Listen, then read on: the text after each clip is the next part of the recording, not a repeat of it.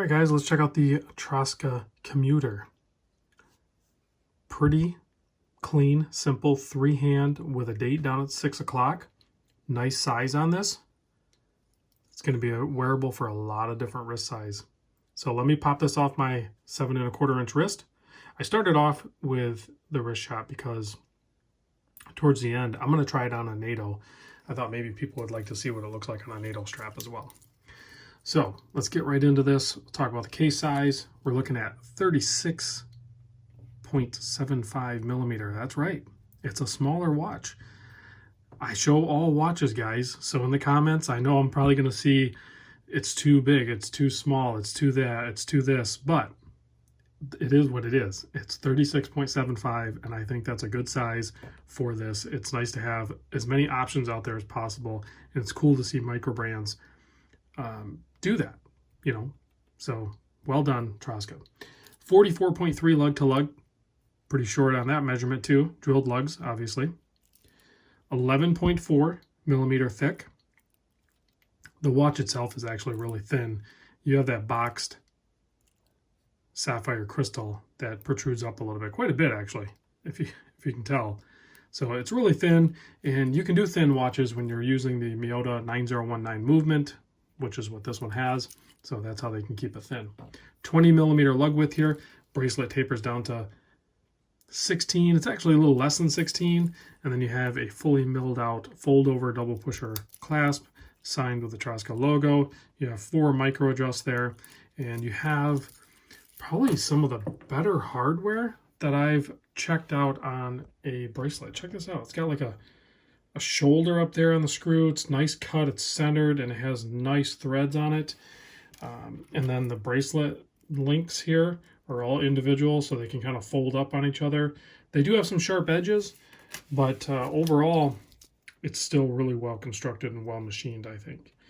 You'll notice the tone of the stainless steel on this is a little bit different, I guess. And that's because they have the anti-scratch or scratch-resistant coating overlaid on all of the stainless steel, on the bracelet, on the watch head, and everything.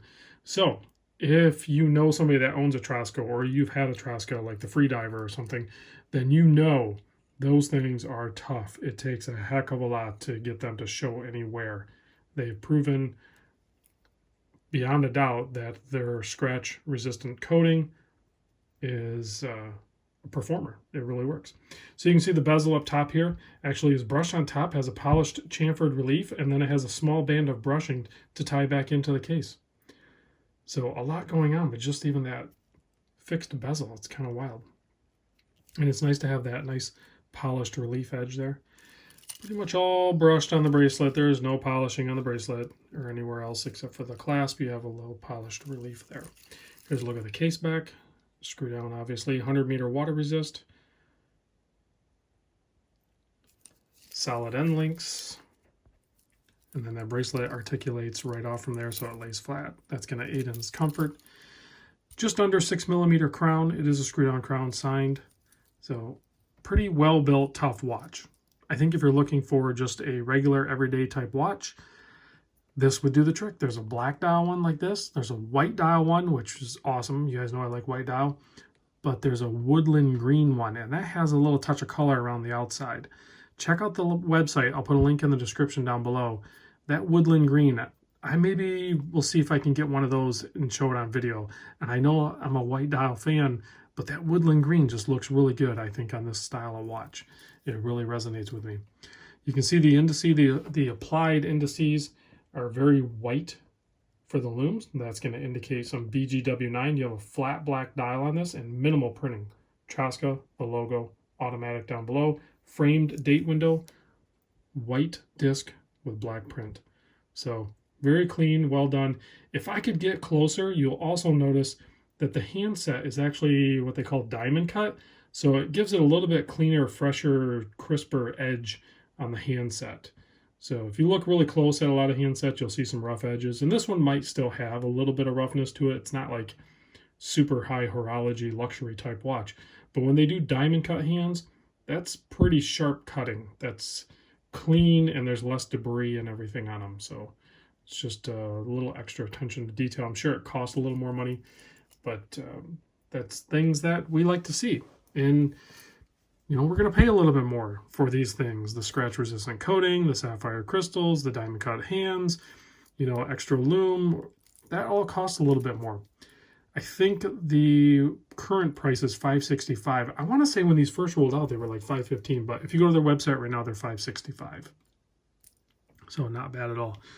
Let me swap this out for the Nato, and then we'll check out the logo. And there's what it looks like naked, just in case you were wondering. And I have this. This strap does not come with it. This is a Vario strap. Kind of reminds me of like the Crown and Buckle single pass one, so I'll try that, because I'm not a huge fan of Natos, and I know this one doesn't really match well with it, but it really just changes the look of it. I know I really do like the fact that fabric straps really change the look of a watch. I just can't seem to ever make them work for me on my wrist. So let's check this one out. For the people that are curious to see what it looks like on a NATO style strap, there you go. That's what it looks like on my 7 1/4 inch wrist. So let's kill the lights and check the lume. So there you have it. Nice, clean BGW9. Heavily applied. Now, typically BGW9 is not as bright or potent initially as, say, like a C3 or C3X1 or something like that. It's still equally long-lasting, and it gives you that cool blue look. But one of the main reasons companies will use the BGW9 is because they want that stark white color against their indices and their dial. So that there's two reasons, right? They want that cool blue lume, and they want that stark white on their dial.